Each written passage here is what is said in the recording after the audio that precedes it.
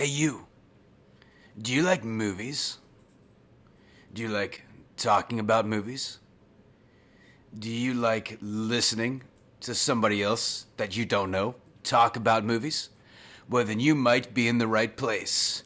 Welcome to the Films with Ferrell Podcast.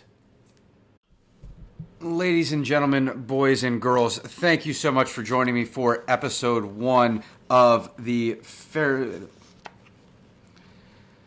Ladies and gentlemen, boys and girls, thank you so much for joining me here today for episode 1 of the Films with Ferrell podcast.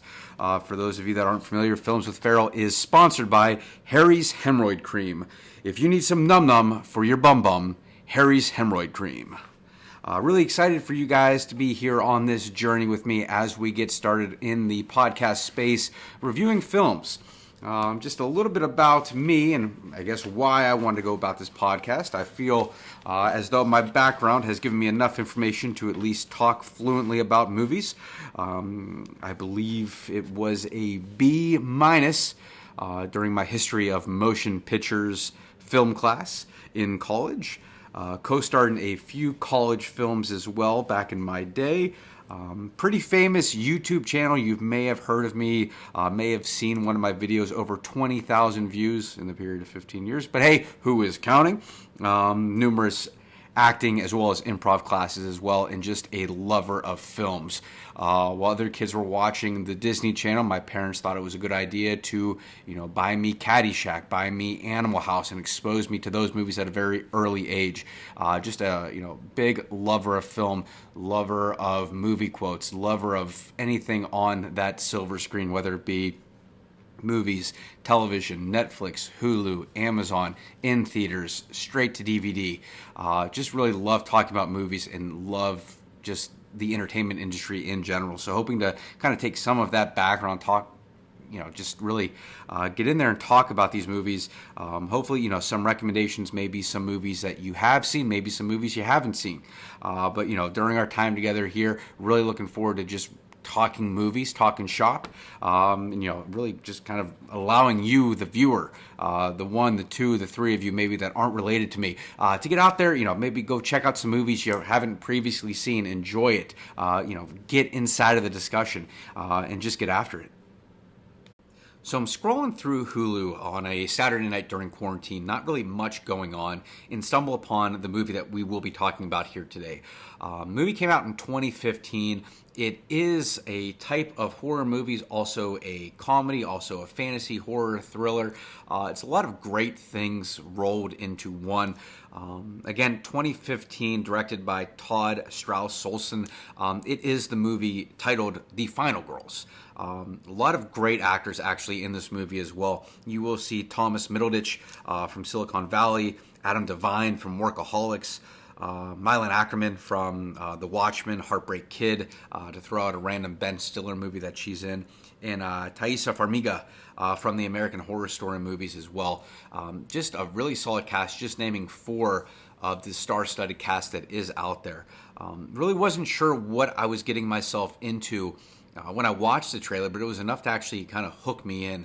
IMDb classifies, the movie, really the storyline as when Max, that's Taissa Farmiga's character, when Max and her friends reluctantly attend a tribute screening of an infamous 1980s slasher film that stars Max's late mother, they are accidentally sucked into the silver screen. They soon realize that they are trapped inside the cult classic and must team up with the fictional ill-fated camp bloodbath counselors, including Max's mother, the shy scream queen, to battle the film's machete-wielding masked killer. When the body count rises in scene after iconic scene, who will be the final girl left standing to live and escape the film? Very interesting that, these group of real-time, characters are sucked into a movie. It's kind of like if you've seen the movie Pleasantville, but a lot more blood, a lot more gore than Pleasantville. Still, the movie is rated PG-13. It's nothing crazy. It's not like you're watching a slasher film with blood and guts everywhere, but it is a little bit more advanced than the Tobey Maguire, Pleasantville that's out there. That's also, I guess, a fantastic movie in its own right. So you have these characters stuck in this film, really just teaming up with these characters to prevent this killer Billy from coming and slashing them, killing them. The final girl, obviously the last girl left standing, typically in any kind of horror movie. I'm thinking of Jamie Lee Curtis right off the bat in the Halloween movies. That final girl left standing there to, I guess, face off against the, the main evil force that's out there.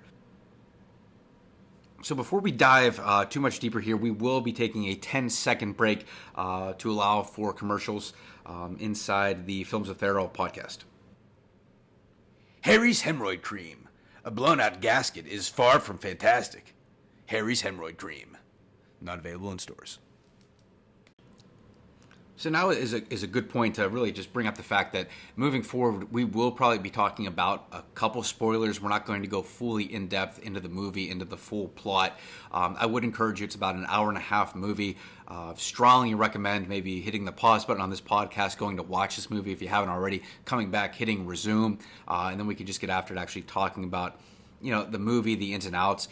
If you haven't really checked it out on IMDb, I would strongly recommend it as well. Movie is filled with different trivia, fun facts about the movie. One that comes to mind right there, Chloe Bridges, another actress that is in the film.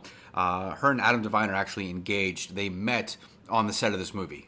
So that was kind of cool. It brought the two of those together in a very long and lasting relationship. Film is written by M.A. Forden and Joshua John Miller.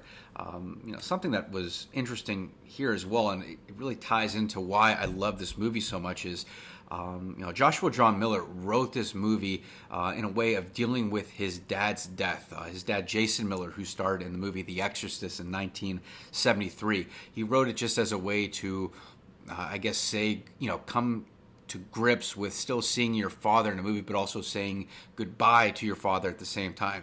Realizing that, hey, that is a fictional character that you are watching on the screen, but that is someone that you hold near and dear to your heart. Our main character, Max, actually goes through that when her mom is killed at the very beginning of the movie, and she's, actually meets the character version of her mom in the movie Camp Bloodbath.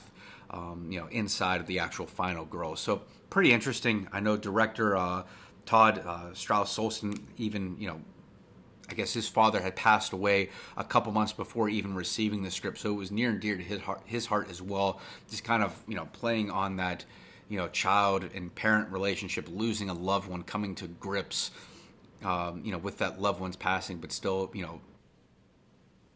still seeing them on TV and just kind of coming to grips with saying goodbye.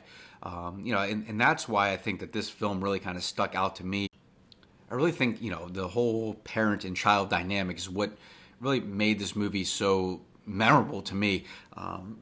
Just the originality of it all. In today's Hollywood world, it seems like everything is being, remade, recreated, sequels being created, superhero movies being churned out left and right, and there's no real original thoughts coming out. This could be why in 2015 that this movie was a direct release to DVD. It never actually made it to the box office to be shown in theaters. But, in a time right now that we're going through to where Hollywood isn't taking, it seems like, big chances on, independently creative ideas.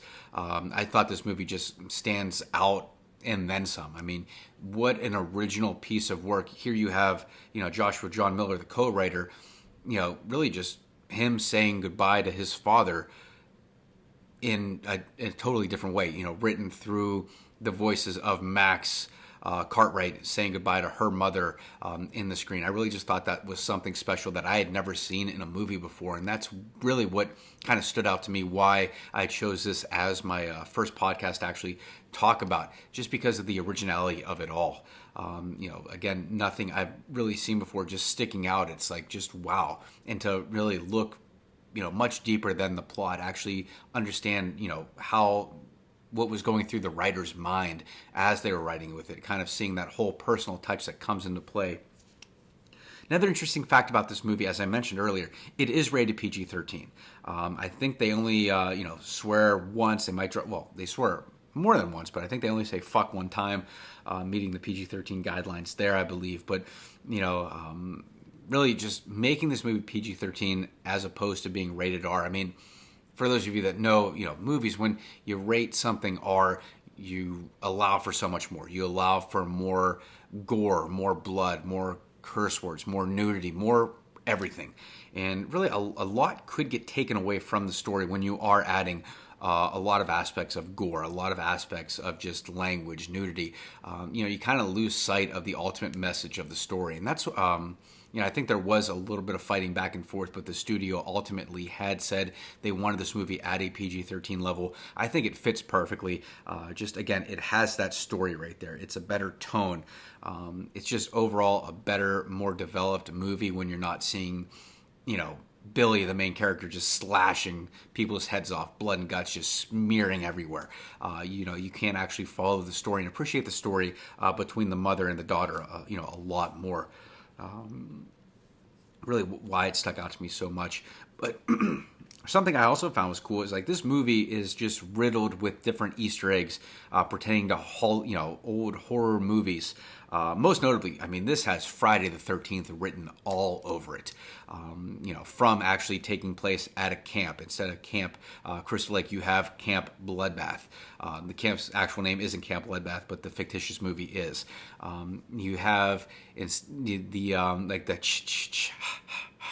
that is very similar to the Jason Voorhees. You have that as this character Billy. He's still wearing a mask. It looks like more of something out of I don't know, the Brady Bunch movie with like the little tikis, as opposed to the hockey mask. But it does have a lot of vibes in terms of Friday the 13th. At one point, the camp counselors are even sitting around in a circle strumming, a song that could be played in the original Friday the 13th movie as well. So, again, if you like the 1980s slasher nostalgia, this is another great movie for you as well. If you're not in it just for the story, but really the nostalgia, the corniness sometimes of of really the writers making fun of those 1980s actors, how it was written. Adam Devine does a fantastic job at really kind of captivating some of the comedic genius of that as well. But definitely, a lot of great 80s horror and nostalgia to be looking for in this movie as well, which I really do appreciate. Yeah, so overall, really going to give this movie 2 big fat thumbs up on the Ferrell scale for grading movies. It has a little bit of everything. You have your 1980s movie nostalgia of the horror genre. You have an amazing cast. I listed 4 or 5. There's even more familiar faces inside of there. You have, some funny one-liners. You have a short runtime of about an hour and a half. You have easy streaming access. I believe this movie is still streaming on Hulu, accessible right there, or wherever you might stream, legally, illegally, what have you. Not that I'm condoning any of that, but, it's all out there for you to actually be watching. More importantly, when we look into the greater realm of it all, what really stuck out to me is just, again, the originality of this piece. I can't really stop talking about it enough. In a day and age where nothing seems to be original that is being pumped out on a consistent basis in movie theaters, in streaming sites as well, this movie just hit really all the right notes. At its core, you have a daughter really just coming to terms and saying goodbye to her already deceased mother inside of the actual movie. It just kind of steps it up 10 times more that the movie kind of, came to be as Joshua John Miller saying goodbye to his father that was in the movie The Exorcist. Again, something that you're watching, on syndication, something that might just pop up on TV and it's like, hey, there's my father that passed away 10 years ago, 20 years ago. For him to kind of be in that place and actually, write something to that effect, to just kind of broadcast it out there in his own way, that's what really kind of just sets this movie aside. It's why I'm doing this podcast, why I'm talking about this movie to begin with, is just the originality of it all. So strongly recommend that you get out there. If you haven't watched it, watch it already. Drop comments, reach out, we can talk about the movie. Again, just thought it was absolutely fantastic. tune in next week. We'll be reviewing another movie that's actually on Hulu right now, available for you to be streaming in the meantime, so you know what the hell I'm talking about when we do actually broadcast this. It's a Nicolas Cage movie, so obviously, it's a must-watch for anybody. Nicolas Cage, big friend of the show already, as we even wrap up episode 1. It's Willy's Wonderland. It involves Nicolas Cage being stuck in a Chuck E. Cheese-like setting where the figures come to life.